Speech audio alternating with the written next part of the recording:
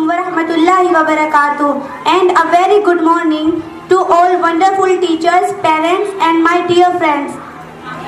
Myself Sophia and I read in class. मेरी प्यारी अम्मी, मेरे प्यारे अब्बू, मेरी अम्मी पर मुझे नाज है, मेरे अब्बू पर मुझे फख्र है।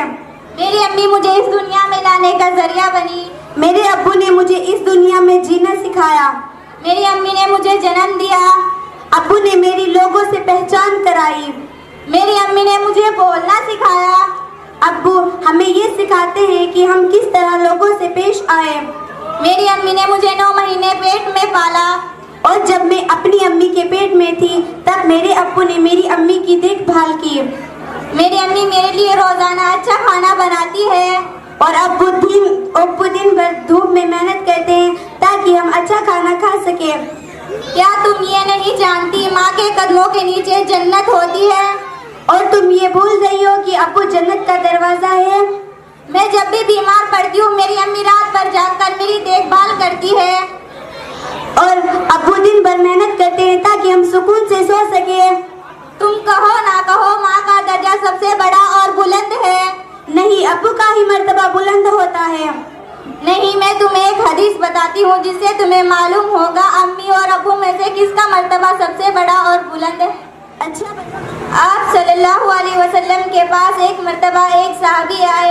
उन्होंने पूछा कि अम्मी और अब्बू में से किसका मर्तबा सबसे बड़ा और बुलंद है, तो हमारे नबी ने फरमाया अम्मी का।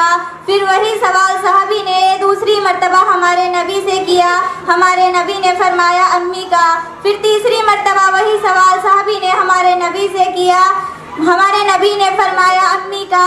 फिर चौथी मर्तबा वही सवाल सहाबी ने हमारे नबी से किया कि अम्मी और अब्बू में से किसका मर्तबा सबसे बड़ा और बुलंद है, तो हमारे नबी ने फरमाया अब्बू का।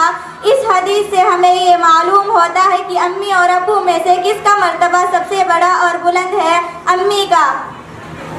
लेकिन अम्मी के बाद तो अब्बू का दर्जा आता ही है, तो इससे हमें मालूम होता है कि अम्मी और अब्बू दोनों ही हमारी ज़िंदगी में एक अहम किरदार निभाते हैं। तो हमें उन दोनों की इज्जत करनी चाहिए और उनकी फरमाबरदारी करनी चाहिए इंशाअल्लाह। तो चलो क्यों ना हम अपनी अम्मी और अब्बू का शुक्रिया अदा करें।